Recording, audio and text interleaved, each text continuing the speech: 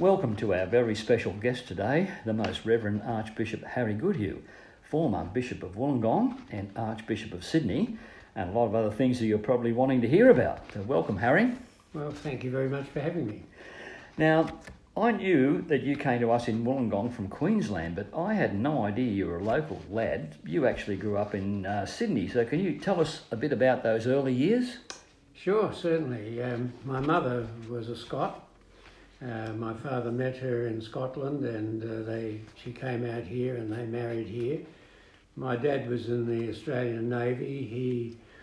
He had divorced his first wife, or she had divorced him, and that proved to be a problem for my father as time went by, because he somehow felt a bit guilty about churches and what have you because of that, and felt churches were a little bit hard on people who had divorced. But later on, there was a change of heart, so that was good. My mother was involved in the church in the Hebrides, but she got a little bit put off by a very dour Scotch minister at the time with the equivalent of confirmation. They were all dressed up in their white dresses, and she said, he said to them, you might be white on the outside, but your hearts are black. And that really upset my mother, and it took a long time to get over that. We moved out to Marrickville, and my mother used to take me up to school as a little fellow, but on the way she met two women who turned out to be Sunday school teachers at the local Anglican church, and they must have persuaded her to take me along to Sunday school, and so I used to go intermittently. Those two ladies, the teachers in actual fact, played quite a role in my life, one of them especially, who was a Bible class teacher as I grew older.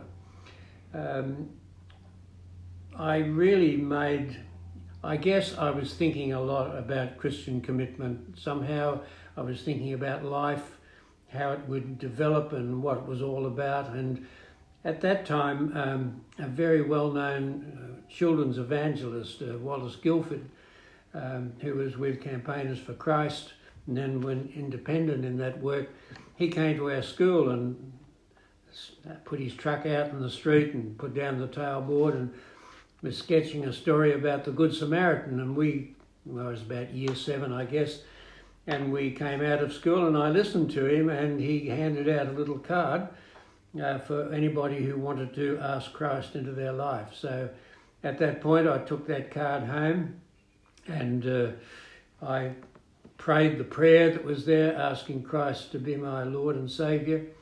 And then I tore the bit off the card, and of course I was playing football the next day. I gave it to a friend to give to Mr. Guildford. Whether he actually ever gave it to him or not, I'm not sure. But that was a point where I knew that I'd put my faith in Christ. So that was the start of your walk in the Christian faith. But, yes. So after a couple of years, you went to your high school principal, and what did you tell him? Well, I had a conviction formed in my heart at that time that I wanted to be either a minister or a missionary. And so we had a very fine headmaster, and I went to talk to him about it. He said, well, he thought that was a noble intention, but he thought I ought to get some qualifications prior to doing that. So when I left school, which was at the old intermediate certificate, my family wasn't able to keep me any longer at school, I went off to work.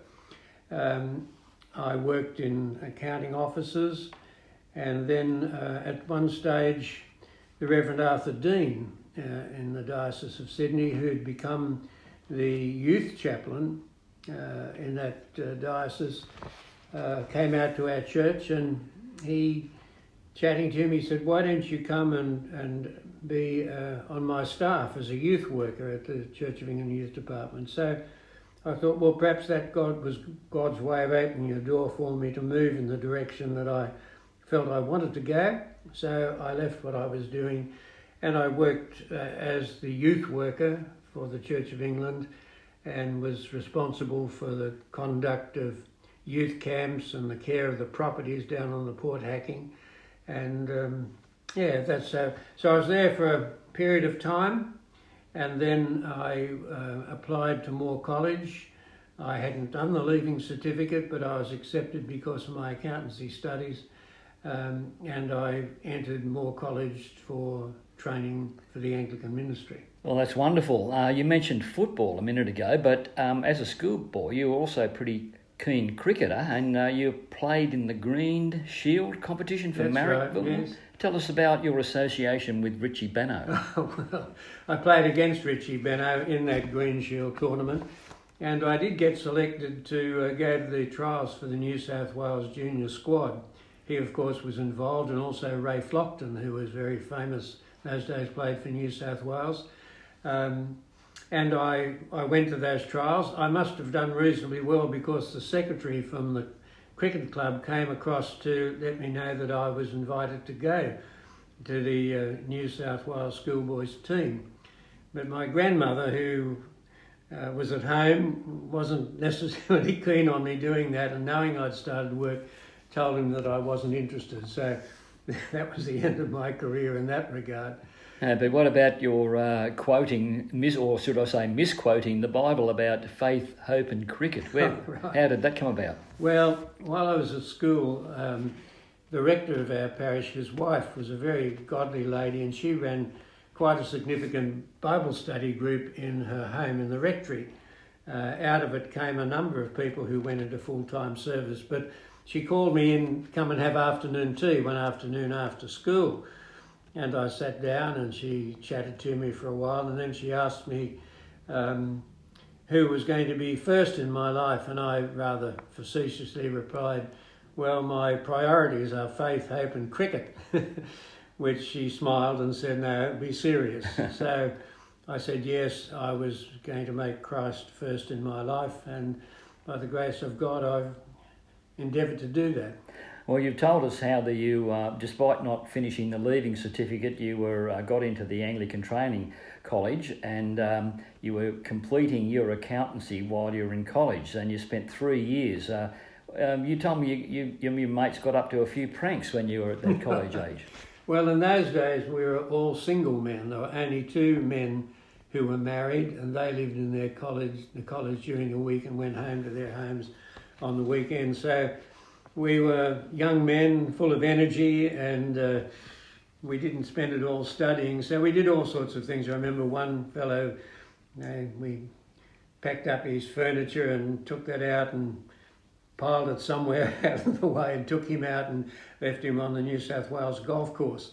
Another fellow we took out once to King's Cross and chained to a post out there, and someone in the end took mercy on him and let him go. We also raided the Baptist College and took their trophies, their sporting trophies, but they were they were as good as we were, and came back and repeated the episode with us sometime later. Okay. It's a much more serious business of the students now, I think, than in those days when we were simply there to study for the ministry. Oh, that sounds like a bit of fun. So after 3 years, you came out of college as a trainee minister. So where did you go to first? Well, we went out to Bondi first of all, to the little branch church at North Bondi, which was an old set of flats. The downstairs had been turned into a church and a bathroom, and the rest was the living accommodation upstairs. When the wind blew, all the windows blew open and it blew through.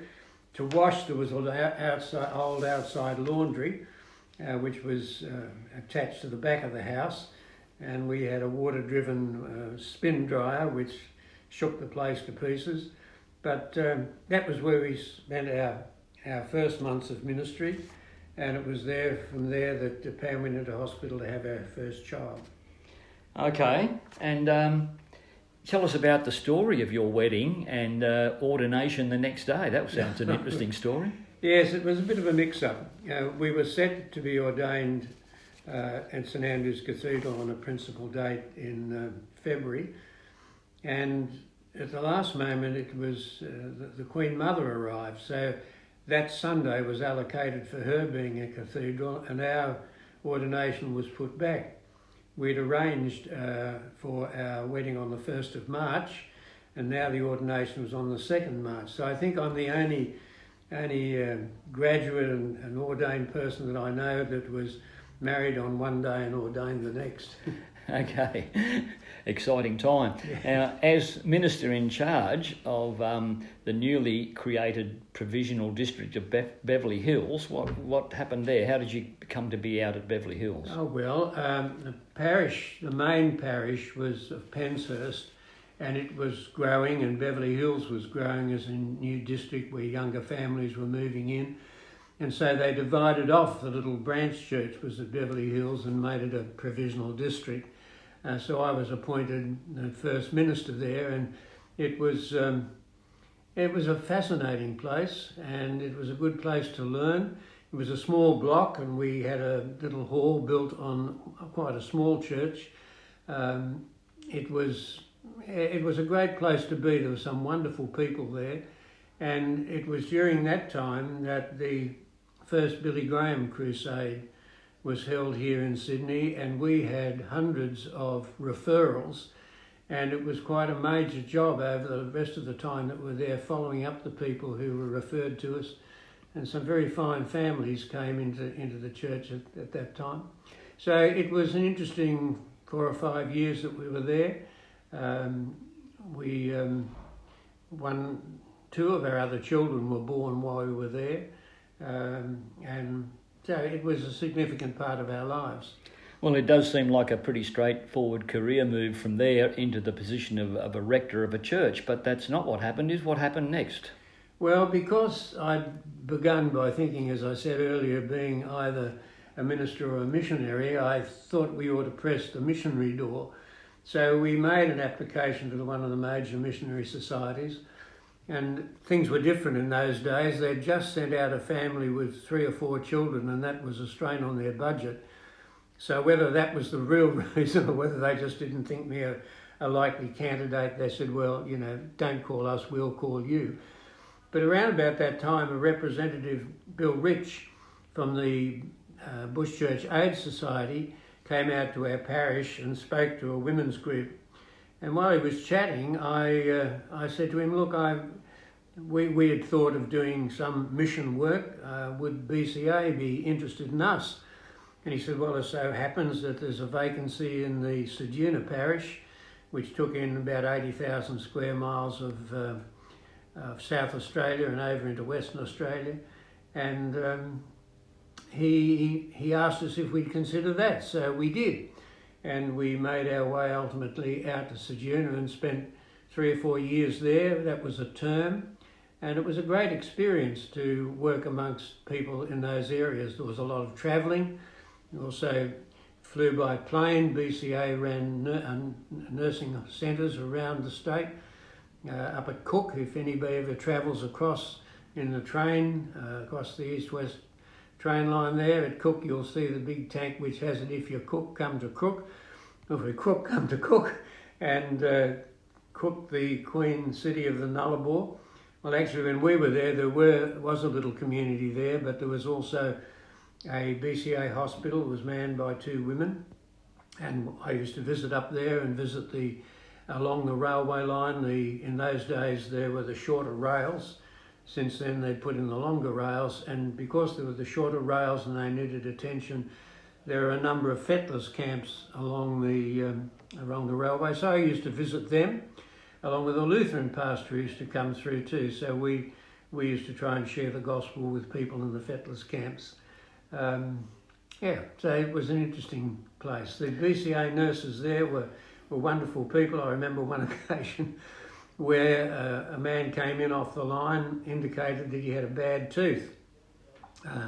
So they tried to pull it out and they couldn't get it out. So in the end he took the forceps and got the tooth out himself. It turned out he was a doctor of dentistry back in Europe and was out on that program where they had to do 2 years' work before they could come into the Australian community. So that was an interesting experience, and there were lots of interesting people who'd come into those nursing centres from roundabout. Yeah, so after 3 years in Ceduna, your career took another turn, and we'll come back to that shortly.